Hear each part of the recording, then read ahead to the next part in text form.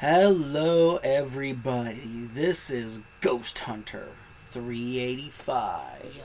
I am back with more StarCraft, another topic, and more commentary for everybody. In any case, I'm gonna get to this. I'm gonna do this real quick because I'm gonna see if this helps with my video structure a little bit. I'm just gonna jump in straight into the topic, and if someone wants me to go back to the old way, just let me know down in the comments. But in any case, today we're talking about the birth rate. Now, people will sit there and say, birth rate? What's so important about the birth rate, Ghost Hunter? Well, let's put this into perspective. If you live in a country where you want to have the values you grew up on, the values you came to like and love, then you need to have children who will carry on your values for your country. Do you understand? We'll get into examples here in just a moment. Oh, hello there, good sir. Would you please,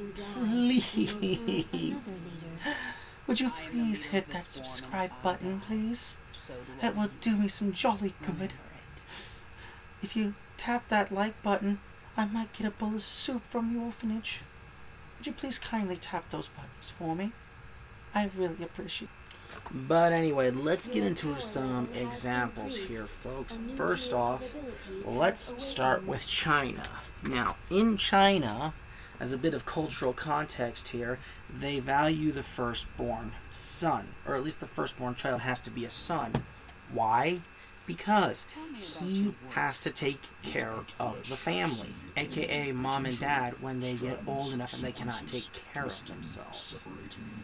So in China, you need to have that firstborn son. And you want to know what the consequences of one-child policy, two-child policy, and I think they're on the three-child policy right now. I could be wrong, they could still be on the two. But the big problem is that when you value the son over the daughter, and you do that for at least two generations, at bare minimum here, what happens?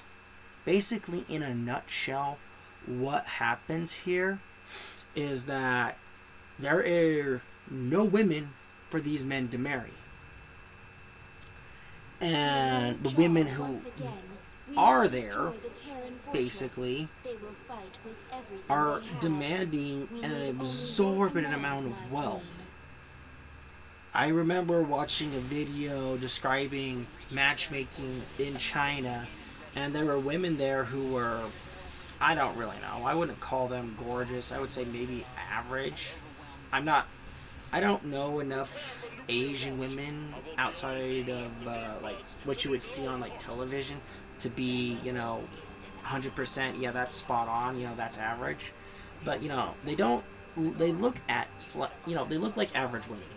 And they're demanding 1 million, 2 million, anywhere in that range of wealth just to marry. And, it's kind of like, excuse me, I'm not going to have, 1, 2 mil in assets just to marry a woman who,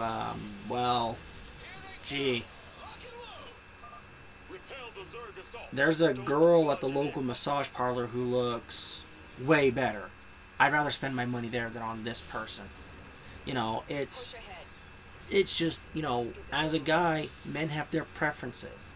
And, if you're not pretty enough for me, why would I commit to you, basically. So that being the point here is that, these women are demanding an exorbitant amount of money and resources just for, yes, I will marry you. And of course, China has started calling these women, what was it again, like the heavenly remains because reference to the heavenly Buddha. Well, I know it's a reference to Sun Wukong, but the heavenly remains, something like that, is when women are just way past like 40 or something and they're not married. Heavenly remains is what they're called. But the point here being is that, this is in China, and there's a town or somewhere in China, I believe, I could be wrong about this, where a man has to have a wife and like 4 mistresses because there's just so many women in the town for some reason. I've heard of this. I don't know if it's true or not, mind you, because who knows. But, the point still stands is that there's this sentiment out there in China that you have to, have all this wealth and resources just to marry. And it's ludicrous. Now, it is true that that China has been bringing in women from North Korea, but last time I heard anything about that, it's been a few years, it didn't go well, or at least it wasn't working out as well as they had hoped anyway. Now, let's move on to Japan here. Let's stay in the same region for just a minute. In Japan, it's not necessarily the same problem. I mean, there's an element of it, but the biggest problem is that Japanese men do not want modern Japanese women. Most men would rather not marry, excuse me, they would rather pretend to date dolls and mannequins because, in a nutshell, they don't cheat on them. And, some say it's disturbing, some say it's other things. I just sit here and scratch my head as to, you're going to end up causing the end of your societal beliefs, and there's not much you can do about that. But it's for the men, last time I heard anything, they want a traditional Japanese wife. They don't want these modern Japanese women. And that's their preference, that's their purview. It's whatever at this point from my perspective. Now if you go to, it was either Norway or Sweden, but I believe it was Sweden off the top of my head. In Sweden, because now let's move further west here. In Sweden, men started marrying women, Taiwanese women, and they started getting visas and stuff, and the women were like, oh, that's fine by me, he's a broke, dusty, whatever, I don't really care that he's marrying this woman. Well, Swedish women took it personally when the men who they did want to marry started marrying these Thai women. That's when they stood up and said, heck no. And not only did they say, heck no, they started pressuring the government to deny these women visas. Strong, empowered women who, they say, we don't want to marry broke, dusty, useless men, yet the men who they do want to marry would rather marry the Thai women too. Because they're not modern, they're not feminists, and it actually feels like this woman wants me to be the man in her life, not always fighting with me, competing with me, trying to boss me around, tell me what to do, basically. Now, that's an example for in the West, and it's really, really kind of sad when you actually sit back and think about it, that this is what the relationship between men and women have devolved into. But then again, it is women's making of this. Now, people will sit there and say, Ghost Hunter, you can't blame women for this. And it's like, well, sure, can I sit there and blame the guys who enabled this? Sure. Straight up, I'll blame them. Their fault. But, women also had the choice to ignore social pressures social pressures, excuse me, I lost my train of thought there for a second, what goes on social media, da-da-da-da-da-da-da-da. The point is that women have chosen this lifestyle. And it's on them. It's not on the men. Most men will sit there and say, like, yeah, I want a woman who will cook, clean, be intimate with me, and be good to our future children. Hey, bro, I'm set. I'm good. Because that's just how men are. Now, the laws in Sweden I don't know too much about, but I've heard they're about as good as they are in other places in the West. So now let's go to the UK. Same problem. Modern and empowered women, and it's like, yeah, no, I don't want this modern empowered woman.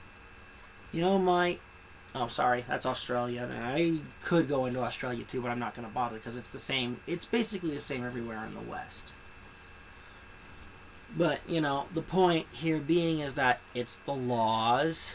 It's also the adultery, the cheating, and how, you know, it isn't punished anymore on top of that, too, by the way. So now, you know, we get to the United States and, you know, it's the full gambit. It's modern entitled women who think that they can have all of that they can have their cake and eat it too. They can have the perfect husband at home who they can go home to, say, oh, baby, I've had such a long day. He's like, oh, baby, let me come here and rub your feet. And, you know, then the next day, what is she doing?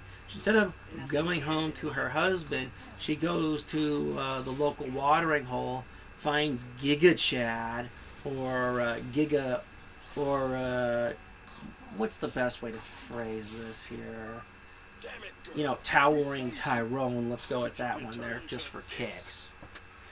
You know, hooks up with them, comes home, and, you know, she's more invested in hooking up with Chad or Tyrone, whatever you want to put there. And then, you know, the guy at home is just like, eh. And, you know, it's just, you know, what do you do in this regard if you're a man and you have to deal with modern women? A lot of men are just saying, yeah, nope, no thanks. An escort or whatever is more honest than you will ever be with me. There are some guys who have that mentality there, and then there are guys who just hear relationship, women, no, hard pass, never again, nope, I'm done. Close up that, what's the best way to say this? Close up that idea, stitch it shut, throw it in the Marianas Trench here. Now, I gotta sit here, some people saying, well, Ghost Hunter, you're not being, you know, birth right here. Well, this is the problem. Male and female relationships will always affect the birth rate. When you have females who will not mate with men unless they meet their standard of height, income, body type, you know, whatever here, whatever is their type. And it's like, yeah, no, that guy is, you know, less than 1% of the population, and you have a better chance hitting a hummingbird blindfolded while throwing a rock than actually finding this type of man, dating this type of man. You know, it's called, should I lower my standards? Well, girl power says, no, girl, up your standards, make it so that you are respected and blah, blah, blah, blah, blah, blah, blah, blah, blah. And, you know, this is where it goes. Now, for the different perspectives for men and women here, you know, I've already hit the guy's perspective. Can she do X, Y, Z, A, B, C, whatever, and he's good? Yeah. And what does he not want to deal with? Entitled, narcissistic, 50, 60 pounds overweight, 70, you know, not attractive to him, bossy, demanding, bitchy. You name it, he's got a problem with that. Most men will have a problem with that. Then, you know, when you go to the women's flip side is, I don't want to have children with a loser. I don't want to have to work a job and raise my children. That's terrible. Or if that's the case, I might as well just go to a sperm bank and just work myself and just raise the kid myself. Then from there, you know, it's called, you know, her past, because, you know, women will sit there and say, why does my past matter so much to a man?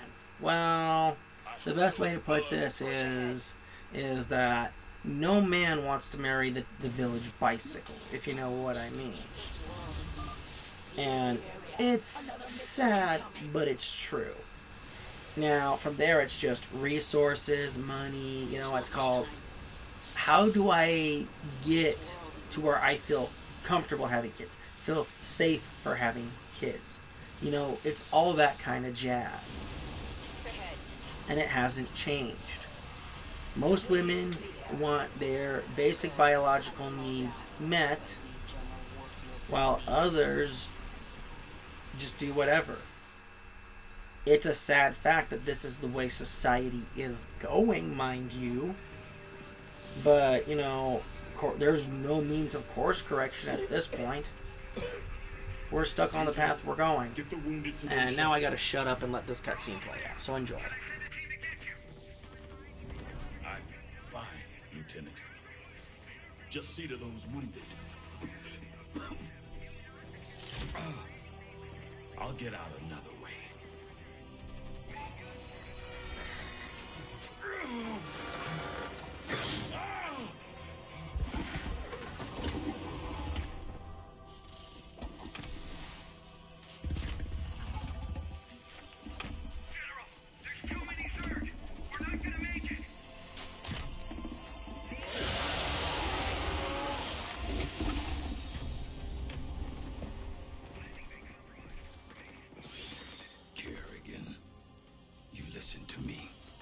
I have 3 shuttles packed with men too injured to ever be a threat to you.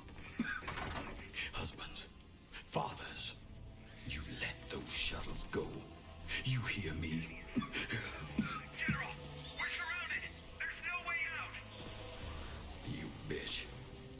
You're not even human anymore. You betrayed us all. For what? Petty revenge? How many innocents have you killed? How many more have to die? What if Raynor could see you right now?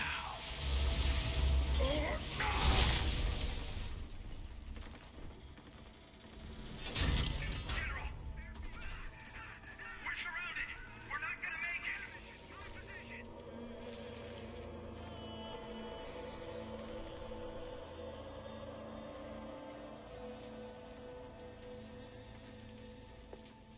General, the Zerg pulled back. It's a miracle. We're going to make it. General. General. Alright, looks like we're gonna have to wrap things up here. This is Ghost Hunter 385. Signing off, everyone. See you next time.